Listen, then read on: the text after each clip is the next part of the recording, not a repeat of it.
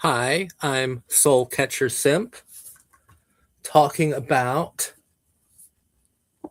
Port of Shadows, a chronicle of the Black Company. This book was written in 2018, and it takes place between the first Black Company book and the second one, Shadows Linger. I was apprehensive. I was nervous about reading it because this is the one that I've seen a lot of people trash. A lot of people roast this book. So I was ready to finally read a Black Company book that I didn't love. And let me tell you what, I was disappointed because I thought this was great. I don't understand why people hate this book. It's fun, it's good, it's gothic and mysterious. It's fucking incredible. Now I'll try to meet the haters halfway here by saying that this would rank at the bottom of my Black Company tier, which really shouldn't say a whole lot about the lack of this book's quality. It should actually speak volumes about how much I love all of the other ones, right? My favorite Black Company books are Water Sleeps, She is the Darkness, and uh, then I don't know. Then I love the Black Company 1, I love Dreams of Steel, and I love the White Rose. And we're actually going to do a major Black Company reread that you're all invited to. We're going to do that after we read Lies Weeping, which is coming up soon. But Port of Shadows is definitely the book that I see criticized the most. And I really don't know why. So I'm not like a normal booktube channel, so I'm not going to explain the plot in detail. We're going to spend most of this video studying the character called Mischievous Rain, this hauntingly beautiful and mysterious new Taken. We're going to spend a lot of this video studying her. What I think is most interesting about all of the Black Company books are the psychosexual explorations of its characters. I think that the lady, Soul Catcher, Mischievous Rain, a lot of the women featured in these books are incredibly powerful symbols of desire and carnage. Or you can say the weaponized way that certain cosmically pessimistic men view absurdly beautiful women, by idolizing them, by seeing them as more than human, as goddesses. So like each one of these characters, I think, tell a lot about us psychologically in sexual ways that are all, I think, really revealing, and I think could be pretty damaging and disturbing or productive in the ways that we choose to interact with characters like the Sanjaks, mostly.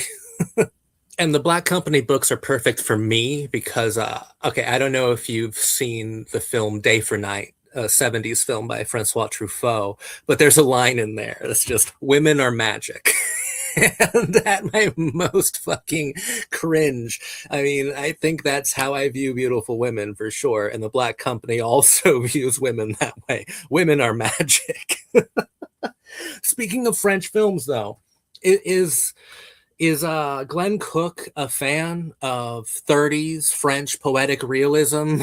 Is he a fan of the moody pessimism of Marcel Carny? Because I love Marcel Carny. He made a film called Port of Shadows. It's one of the most enduring and beautiful French films ever made, not just of the 30s. My favorite Marcel Carny movie is Children of Paradise, but then Port of Shadows, then Le Visitoire du Soir. Children of Paradise, if Glenn Cook actually actually maybe named his book in a reference to this, which I don't know is very likely, but if he did, then he should love Children of Paradise. Arletty as a figure seems like the kind of woman that Glenn Cook would be kind of captivated by. She certainly has a soul catcher quality to her actual existence as well as her sex appeal.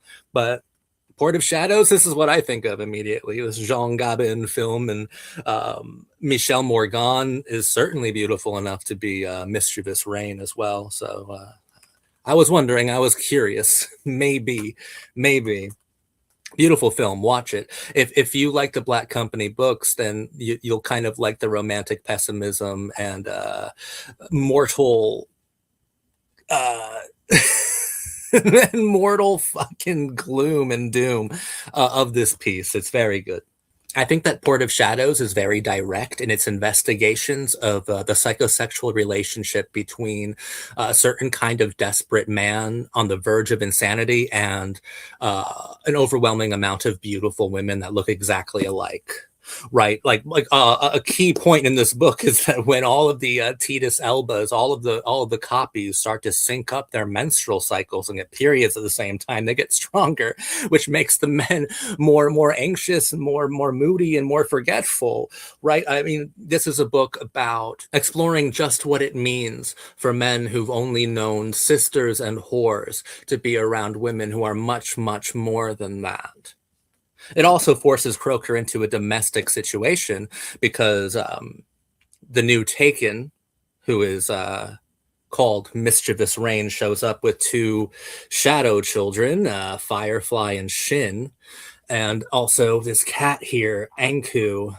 And Croker is forced into the position of father and husband. I think this book is deeply mysterious. I also think it's one of the most disturbing and grotesque Black Company books that Glenn Cook ever wrote. There's a character of a necromancer in here. I mean, the book opens with a Senjak sister, her corpse being discarded, thrown away through a garbage chute, and being the body being retrieved by a necromancer who brings this Senjak sister back to life, and she's kind of fucked up and feeble, and ultimately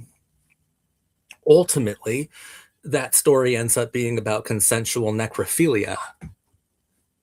Yikes. And of course there's another sister Senjak in that story as well, kind of judging from the background, having to watch all of these morally reprehensible acts of love. Which brings us to our study, I believe. I want to talk about Mischievous Rain. I want to talk about what she did in this book. I want to talk about who she is. I want to talk about why I think she's so fascinating. We're going to look at the Black Company wiki. I'm going to read a little bit of it and provide insight of my own as we go through it. Mischievous Rain was the strange and powerful sorceress who commanded the forces of the Ladies' Empire in Port of Shadows. She was allegedly one of the new Taken, apparently enslaved by the Lady at some point during the 6 years between the battle at Charm at the end of the first chronicle and the Black Company's mission in Tali, the opening of the second. Believed by Croker to have been a transformed Titus Elba, some later historians claimed the identity of Mischievous Rain may have been assumed by the Lady either in whole or in part. And I actually think that is actually the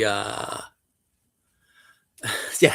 Okay, that's the fun part about this book, because the beginning and the end of it is like, hey, yo, some of this may be bullshit, especially the stuff with the Senjaks may be absolute bullshit.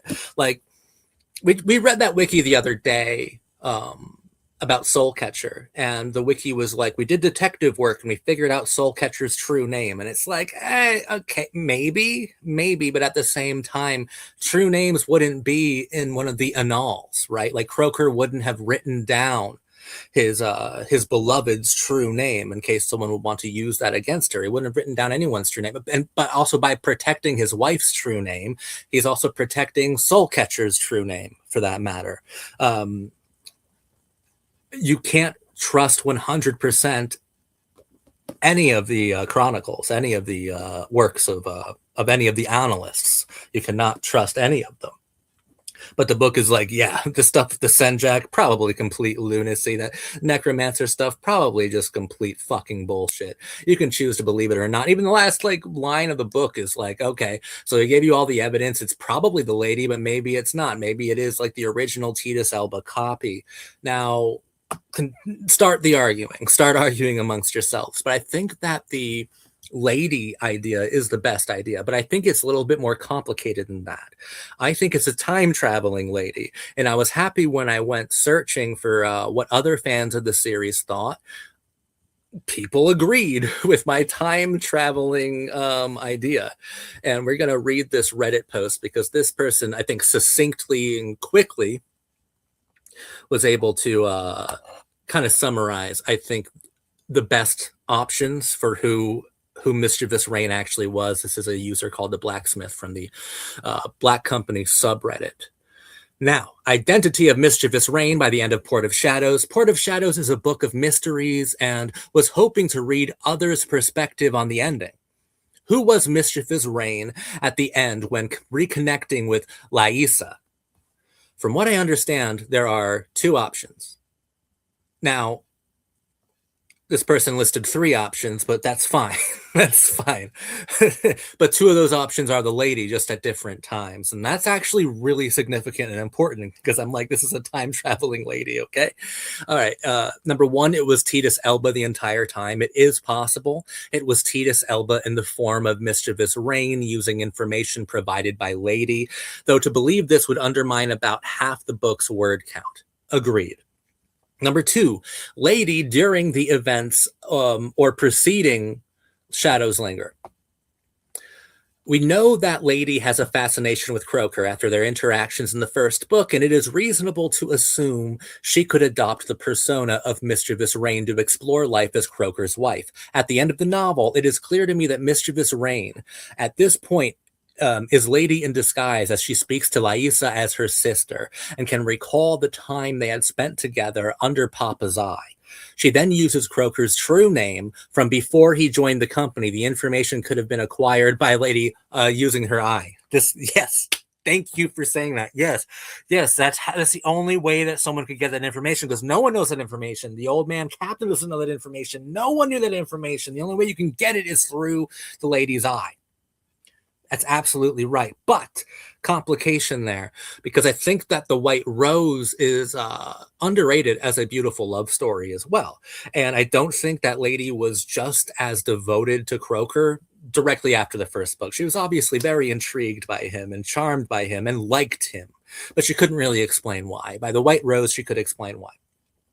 I don't think that that she would have been this fascinated by him or this in love with him this early on. So I'm like, no, it can't be Lady at this exact time. That doesn't make sense. And now we come to what I think is true. Lady from after Soldiers Live, which is the final book in the original Black Company series. It was revealed, so like the last book of Glittering Stone, it was revealed that Shvetya was who was sending Mergen through time. It is possible that now with Croker in control, like he became Shvetya at the end of Soldiers Live, he sent Lady to the past to rescue her sister and live some domestic life with Croker, which is, I think, romantic in only a deeply pessimistic and doomed way like Cook could compose. This is a reach, and there is no evidence that makes it definitive that Lady in Port of Shadows is an older lady from Soldiers Live. There's no definitive evidence to prove anything in this book. The end of this book tells you there is no definitive evidence. This is the best theory, man. This is the best one. Steelman this shit. This is the one that works. I initially subscribed to this theory, but can now see how the second would be just as valid. Relationship friction between Lady and Croker was chopped up to how this is a young Croker and old Lady. However, it is equally possible that it is the Lady attempting to enjoy a life she has issues conforming to. I think that it is Lady time traveling from Soldiers Live, and I think you nailed it right here. I mean, not just to rescue her sister, but live some domestic life with Croker, with those shadow children, a life that they could never lead, especially now that like Croker is Shvetya, is this like huge god thing. It's 3. That's why Mischievous Rain wears an Asian dress, etc. After Soldiers Live, Lady went to Asia. Hussein. Here's a good one too, by the Thousand Voices. In addition to scenario 3 being the time-traveling Lady after Soldiers Live, I believe a heavy factor and prime objective in this time-bending mission, other than what you mentioned, is to gain control of and exploit the master level necromancy, specifically with intentions toward thee, as of soldiers live, recently deceased Boo Boo, who is stowed away in stasis beneath the fortress on the glittering plain. They need Papa's work perfected by Precious Pearl, and they need the prime subject, Laisa, and her daughters. Bro, yes, you cracked the case, brother. Initially, I believed either the children or the hunter girls towards the end to be Shuckrat and Arcana projected back in time alongside the lady, as well as the demon cat being Croaker projecting himself back with his newfound godly powers. Now, though, after a reread, I'm perhaps more inclined to think that the children are shadows tamed, spawned by Krokvetya. Oh my god, that's what y'all call Croaker as Shavetya. Krokvetya. I enjoy that. And as such, they genuinely do see him as a father. Well, this was 3 years ago. So last year, a new Black Company book came out. Now, I have not read this book. I have not read Lies Weeping, but Port of Shadows cover, we get Mischievous Rain, we get the two children, and we get get Enku, the three-eyed shadow cat. Now, just judging by the cover here, I think that time travel has to be confirmed in this book, because here you definitely get Shuckrat and Arcana, but you also get this three-eyed cat who has to be Enku, who has to be from this book. It has to be the same fucking guy. So I think we're gonna get some slight answers in Lies Weeping, which came out last year, that kind of confirm that theory that that Reddit thread I think really really investigated fully, and I definitely believe it is a time traveling lady. And which brings a kind of heartbreaking level or dimension to Port of Shadows to me, because sisters and horrors, like the moments where Mischievous Rain is disappointed and even angry with Croaker, and this need or this want, this desire for the artifice of domesticated marriage life, I think is beautiful. I think it is wonderful. I think it's heartbreaking, especially Croaker in Port of Shadows, this younger Croaker becoming so attached and affectionate toward Firefly. It adds a whole new sadness to it. And then on top of that, I do think that Mischievous Rain works as this psychosexual symbol that, if you engage with it openly, could, I think, illuminate a lot of hangups, insecurities, or just sexual fixations of the reader, just like the lady did normally, and just like Soulcatcher would do nonstop. So that said, let's read a little bit more from Mischievous Rain's wiki, see what else we can study and uncover, talk about, learn about ourselves.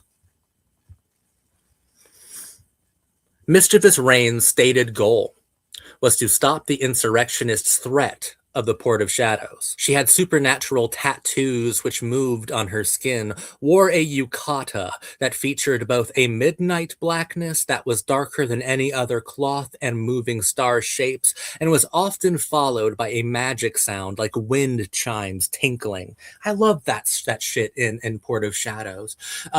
This is a book that I think psychosexually, I'm going to use that word a lot because I think that that's the most undervalued component of Glenn Cook's Black Company series, are these psychosexual explorations. But it's a psychosexual exploration and feast of the senses, because you, over time as a reader, you can hear the wind chimes, even in anticipation of wind chimes that never come, and in their absence, that silence is deafening. Like you can smell Mischievous Rain, you can feel Mischievous Rain, or you want to feel Mischievous Rain. You can certainly get lost looking at those tattoos that change, that become more intense, more vivid, more vibrant, more intimidating, more sultry. That midnight black yukata, you get lost looking at it, and you can imagine that smooth texture, right? Like, this is a book that I think is full of psychosexual textures. house. And I think that's what makes it so mysterious. That's what makes it so haunting. And that's what ultimately makes it so disturbing because often once we do smell, once we do touch, it changes us in our most private place, too, being our sexual sensibilities. She flew a flying carpet that was wildly colored and iridescent, like peacock feathers stretched around a wooden frame 12 feet long, 8 feet wide, and 1 foot high. When Mischievous Rain first arrived on her flying carpet in the eastern city of Aloe, she outranked both the Whisper, the most senior of the new taken, and the Limper, the last of the 10 who were taken, the original ones. The mysterious sorceress brought with her the strange twin children Baku and Shinj. Baku is the firefly I've been talking about, alongside a three-eyed cat named Anku. She claimed the children were hers by Croaker, evidently conceived at the tower at Charm. But Croaker had no memory of this, and instead came to believe that they and the cat Enku were demon entities bound to her service. Bizarrely, Mischievous Rain frequently and publicly put herself forward as Croaker's wife, which left him dumbfounded and her subordinate Imperials awestruck. Her stated goal was to defeat the threat of the Port of Shadows prophecy, which prophesied that a woman would conceive the Dominator's reincarnation. I think that when we view this story as the lady after Soldiers Live, traveling back in time to save her sister and to actually experience some sort of marital normalcy, or as much as they can kind of provide or project with a younger Croaker, it adds such like this heartbreaking texture to the overall patchwork of this book. Look, there's something that doesn't like feel right when you first start reading it, and that's because the first three chapters of Croaker's story were originally short stories that appeared elsewhere in slightly different forms. So I think this book gets better after we get past those opening three chapters, to be perfectly honest with you, because that kind of does feel like not a Frankenstein job, but the beginning of this book doesn't feel as considered as the rest of it does. It doesn't like disrupt the enjoyment entirely. It just gets a lot better once you get past those first three chapters that were basically reused for as the beginning of this book. Once you get past those first three chapters, then I'm like, holy shit, it's amazing. Like once Mischievous Rain actually shows up, it's beautiful. It's beautiful. That's where we really start to zero in on what Mischievous Rain, I think, represents to us. And she represents a future ghost, honestly. And I guess that's what haunts me so much about her. She represents a future ghost. There's something that is so and Croaker is writing about her, something that feels so intimate about her already, but it's the ghost of an intimacy you haven't experienced yet with this woman. Right, and there's a mournful quality to it as well, like you're mourning a future. It's so interesting to me. Mischievous Rain oversaw the lady's directive to capture the numerous Titus Elba copy girls around Aloe, including Hona. She flew some of them to the tower and returned with two of them, Kuroniko and Shironiko, who had been specially trained at the tower to track down other copy girls like themselves.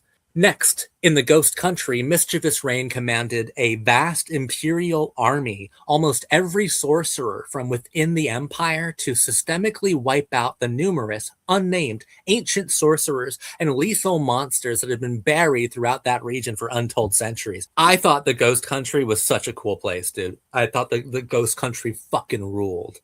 I felt like I was there, dude, and it was really scary. That's the way Glenn Cook paints the scene. Like there's a place like the Ghost Country in every Black Company book that just fills you with dread, right?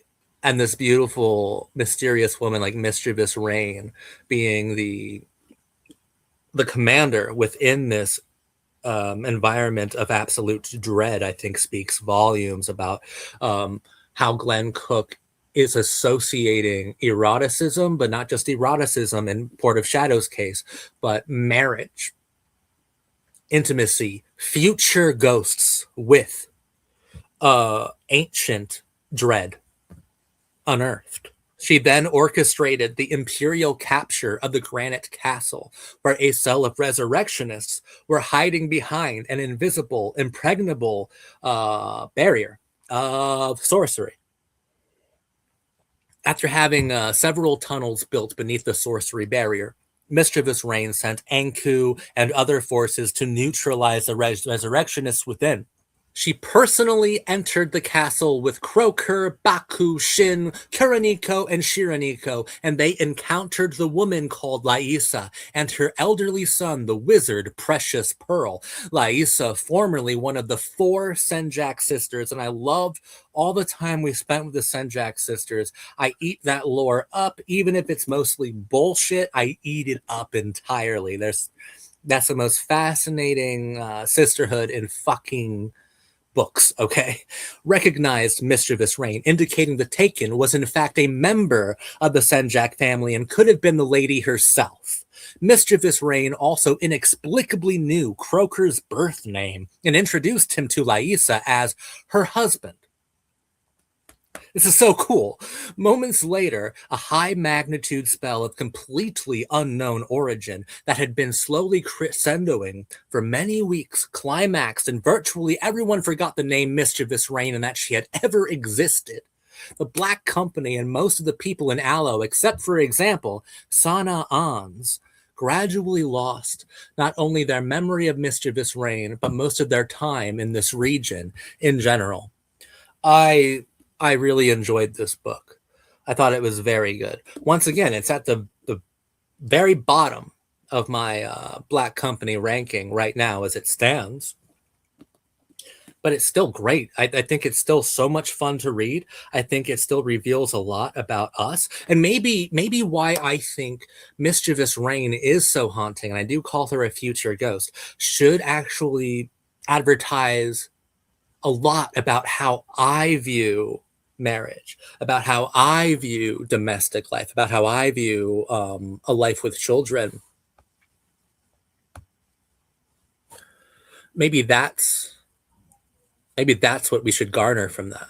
Maybe that's why I find her so melancholic and ultimately so disturbing, which is something that I have to work through as a person. But it takes something as gothic and grimdark as Port of Shadows to bring that to my attention in the first place. I love Mischievous Rain. I loved all the time we spent with her.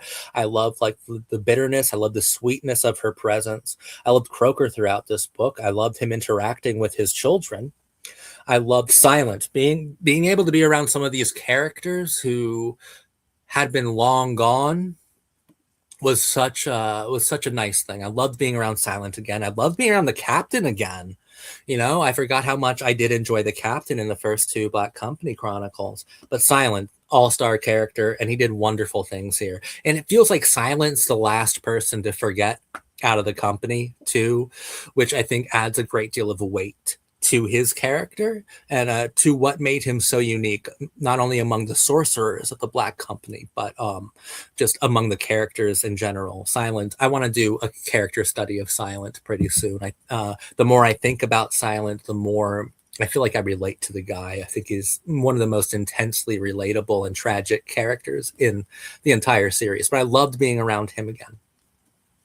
And it was fun, you know, mentioning Raven very quickly, mentioning Soulcatcher a few times. It was a really fun thing to do.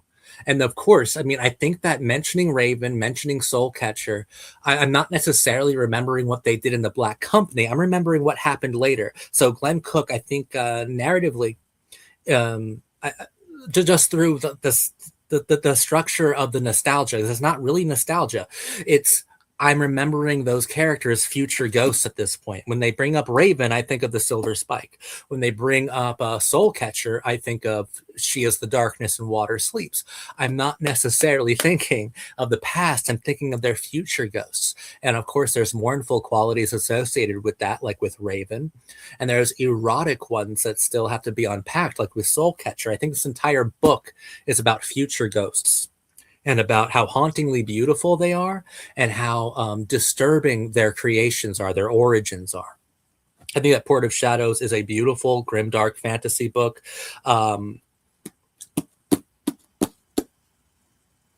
I think it's excellent for what it is, which is like an interquill, which is uh, just an extra book that, to me, it's a supplemental book. You have to read the original Black Company books; those are classics. You have to read those. This is you can choose to read this, or you can not choose to read this.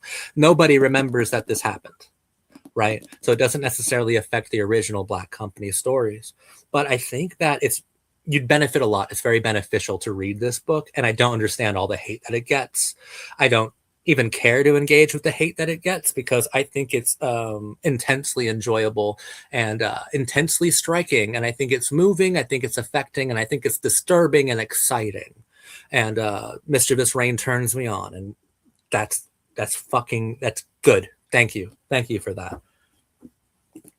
Lies Weeping will be next. This is what I'll be talking about in my next Black Company video.